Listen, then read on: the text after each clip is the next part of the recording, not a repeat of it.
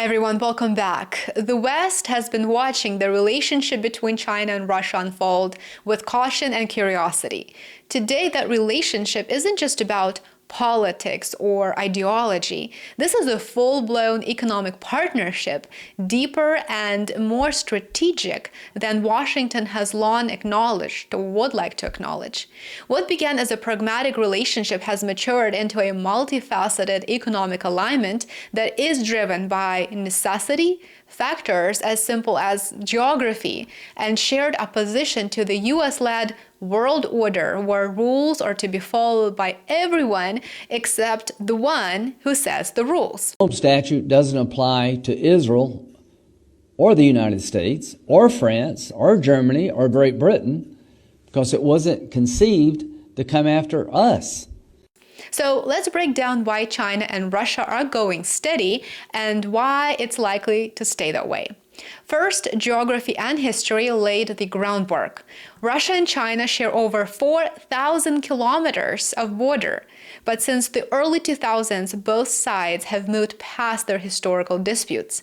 Border demarcation agreements in 2001 and 2004 transformed a geopolitical fault line into a stabilizing factor. With physical proximity resolved, what followed was a deliberate effort by both powers to forge economic and political cooperation.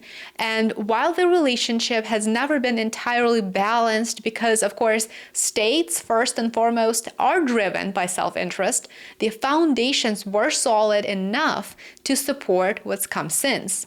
The energy trade sealed the bond. Russia's economy depends heavily on energy exports, of course, and China's industrial rise requires energy inputs. So that synergy is quite obvious to anyone, and for the last decade, it's driven trade between the two. After the 2008 financial crisis, and especially post-2014, when the US became involved in overthrowing the democratically elected president of Ukraine, Viktor Yanukovych, and building CIA bases in eastern Ukraine along Russia's borders. People of Ukraine, this is your moment. Народи український, це ваш момент. This is about you, no one else. Це про вас. This is about the future you want for your country. This is about the future you deserve. Це про ваше майбутнє, про майбутнє вашої країни. Це про майбутнє, на яке ви заслуговуєте. A future in Europe. Майбутнє Європи. A future of peace. Майбутнє миру. With all of your neighbors. Майбутнє всіх ваших сусідів. The free world is with you. America is with you. I am with you. And the destiny you seek lies in Europe. І ваша доля, як ми вважаємо, знаходиться в об'єднаній Європі. Ukraine will make Europe better, and Europe will make Ukraine better. Thank you. Thank you. Moscow understood that it was time for a pivot eastward. One of the most significant developments was a $400 billion gas deal with China in 2014, which was the catalyst for the Power of Siberia pipeline. It was a lifeline for Russia and a discount energy jackpot for China. It was a win-win. After Europe began hinting at decoupling from Russia's natural gas to its own detriment, it became clear, too, that the trade relations could no longer be trusted. And so around 2019, Moscow began seeking alternative partnerships across Asia, particularly for projects of strategic significance like the Arctic LNG-2 energy development in the Russian Arctic region. Moscow and Beijing set new trade records in each of the 3 last years. This expansion aligned with the trajectory of Russia-China relations since 2014, but also represented a dramatic acceleration of the existing pattern. China cemented its position as Russia's dominant trading partner. Russia exports energy resources to China, while China supplies Russia with electronics, chemicals, consumer goods, and transportation components. China now represents approximately 30% of Russia's exports, a proportion that has held steady for 2 years, and Russia climbed to 7th place among China's trading partners in 2024, up from 13th place in 2020. China has been Russia's #1 trading partner since 2014, with its share of Russia's foreign trade increasing from 11.3% in 2014 to nearly 34% in 2024. Russia-China trade saw annual growth of nearly 30% in both 2022, when it reached $190 billion, and in 2023, when it hit a new high of $240 billion. And what's more is it continued to expand in 2024 to nearly $45 billion. Now, fast forward to 2024, and Russia now sends 75% of its exports to China in the form of oil, gas, and other raw materials. Now, of course, we're just talking about energy sales. Beijing, meanwhile, supplies everything from electronics and chemicals to transport parts and household appliances.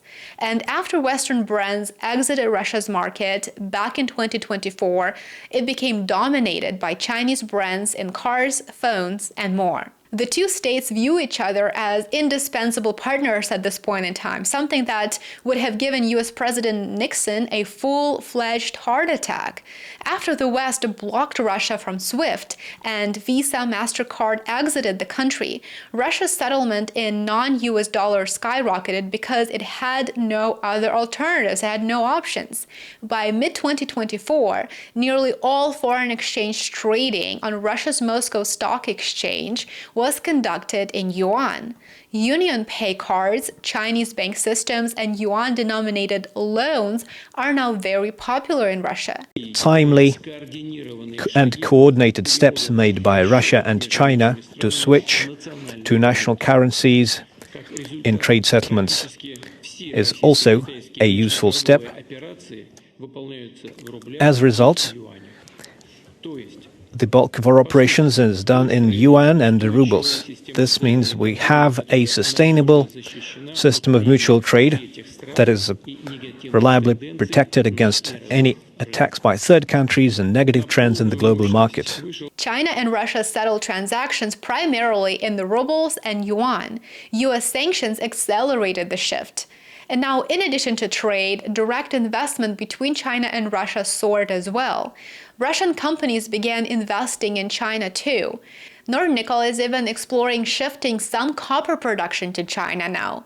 Since the early 2000s, Russia has been disillusioned by NATO expansion, color revolutions, and criticism over its internal affairs. Russia offered NATO to build a joint security architecture in Europe several times, and that architecture would have taken into consideration European and Russian security interests. It would have been really, really useful and secured peace. Well, NATO declined, and it proceeded doing what has now become history. China has viewed American military presence in Asia as a provocation to its own security, which would be exactly the same perspective that the United States would have if China or Russia was at its doorstep. China and Russia appear to increasingly align along the lines of rejecting U.S. global leadership. They promote sovereignty, non-interference, and multipolarity in international relations. Their alignment isn't just economic, it is, in a very broad sense of the word, close to also being ideologic because of that. That's why proposals from the West to separate them, including a so-called reverse Nixon strategy, are unlikely to succeed anytime soon. In the 1970s, Nixon could exploit a real rift between China and the Soviet Union at that time. But today, that rift just doesn't exist. Plus, Russia is not Soviet Union, something that Western politicians seem to conveniently forget or simply not understand. Instead, China and Russia are in the closest phase of their modern relationship. In conclusion, the China-Russia economic relationship is not just about sanctions or Ukraine. It is a product of long-term strategic thinking, mutual benefit, and shared global grievances. Trade may slow and it may pick up again, investments may stall and pressure may mount, but the bond is quite strong. And it might be fair to say that the more aggressive the United States foreign policy becomes, the stronger this bond will be. And while Washington may hope to drive a wedge between them, the reality is very simple. Beijing and Moscow aren't just cooperating. They are committed at this time. Show your support, like, subscribe, and share. Support my work on Substack and Patreon. I would love to see you on those sites. You will find them linked in the description below. Enjoy the rest of your day, and I will see you back here tomorrow. Bye for now.